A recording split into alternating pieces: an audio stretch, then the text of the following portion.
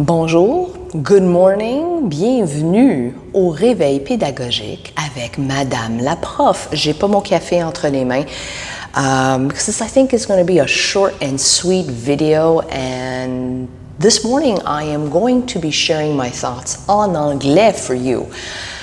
So recently I have been asked to write a blog post, an article about something that is near and dear to my heart. So before I start talking about what I was asked to publish, I would like to talk about what I understand or perceive as imposter syndrome. So I don't want to say that I know nothing. I mean, in the grand scheme of things, I know nothing. Do we ever know everything, or anything for that matter? And for a very long time, at least in the teaching field, I was often seen as the young one. I say the young one, and I'm 40 years old.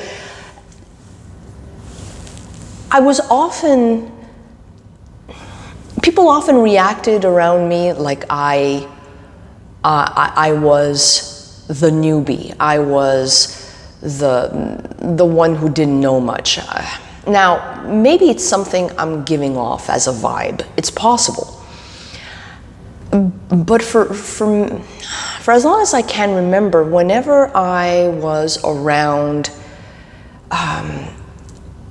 colleagues, other teachers, in other fields, in other departments, not in other departments, but in other schools or in other school boards, or whenever I'm around other teachers, I always have the impression that people see me as, well, you know, you're young. And yet I've been teaching for 20 plus years. I guess it's the way that I carry myself and the way that I interact with others. I'm often told that I have a very energetic personality, and the way that I interact with others make it seem like I am young. So when I get reactions from other professionals, other teaching professionals, about, I don't want to say they're belittling me. I'm not saying they're gaslighting me. I have a feeling that because of my demeanor, they assume that I don't know much. And I think that has left a lasting impression on me. It has left an impression of me second guessing myself, wondering, am I doing the right thing? So when I was asked, and I say recently, but it was actually not recently, it was actually maybe 4 months ago, I think it was in January or February, I think.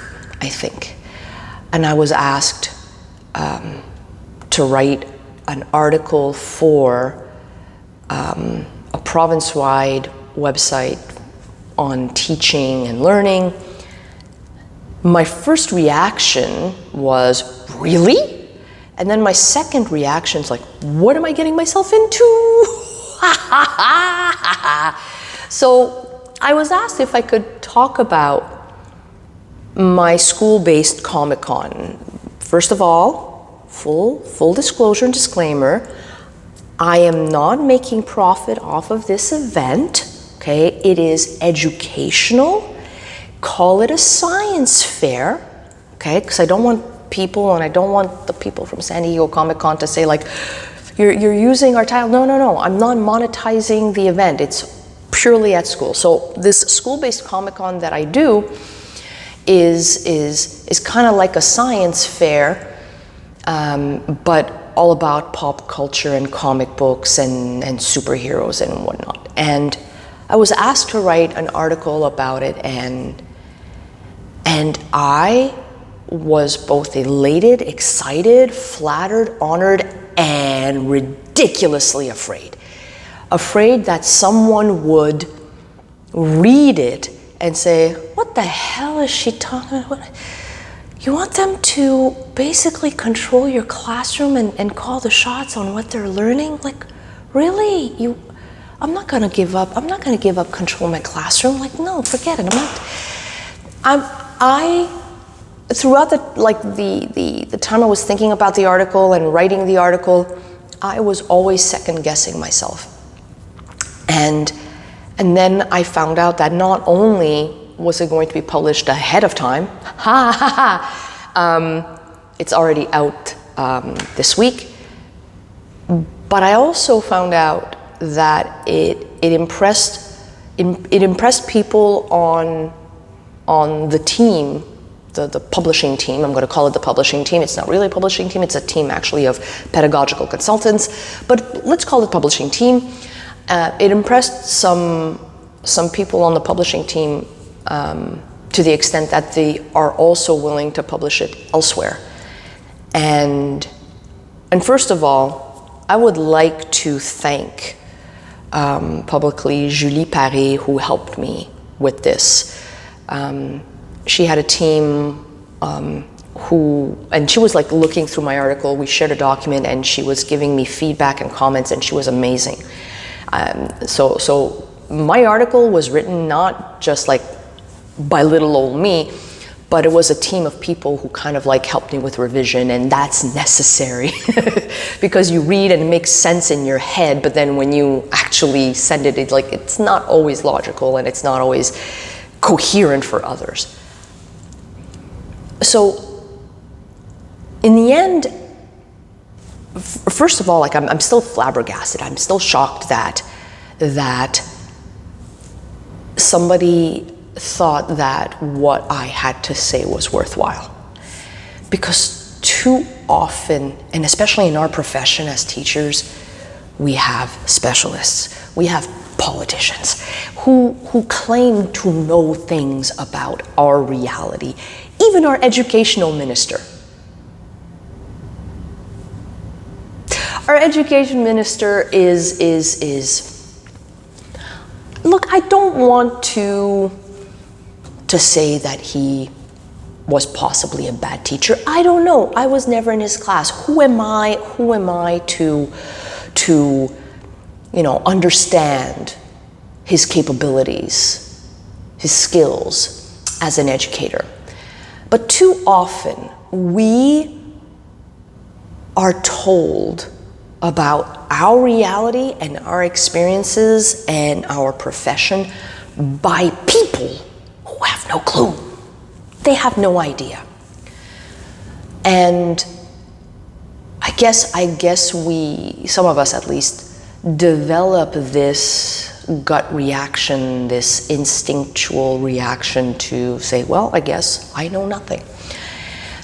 I do it, but passive aggressively.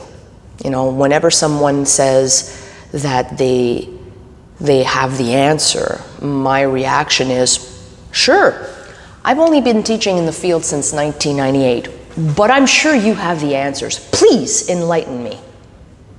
I'm not sure if that was being passive aggressive or sarcastic, or maybe both. I'm not sure. But all that to say, I think we develop imposter syndrome because we've been often led to believe that we didn't know enough or we don't know enough. And I think we have so much wealth to share with others. And it's not a competition. Like, I don't want it to give the impression that we need to compete to be heard, because obviously what I talked about In my article and the Comic-Con project that I talk about, it doesn't necessarily work in every scenario, in every school, in every situation, in every circumstance. It is not like the holy grail of projects and assignments, and it's not going to solve issues that exist within a classroom. But I have that experience to share. I have that knowledge to share. I have that expertise to share.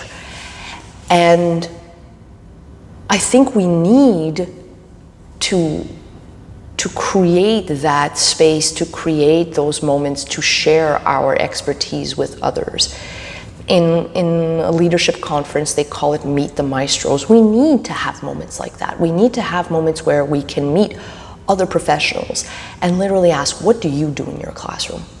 What do you do in your classroom that works and it solved a problem, even if it's a small problem, even if it's a small, tiny problem, did it work? Why?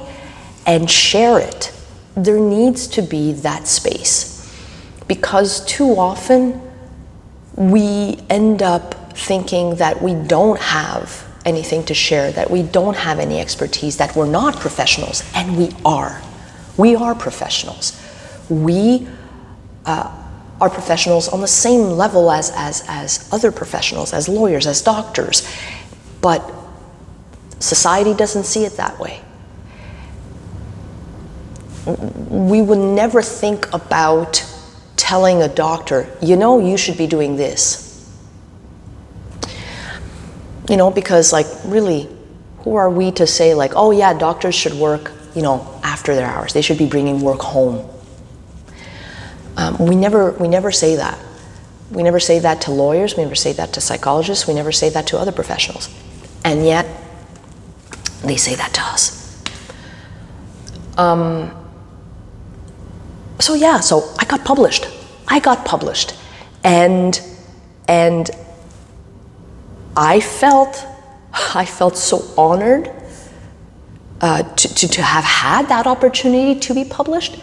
And yet, why do I feel like, somebody's going to discredit me? I'm not supposed to be doing this. But I'm proud.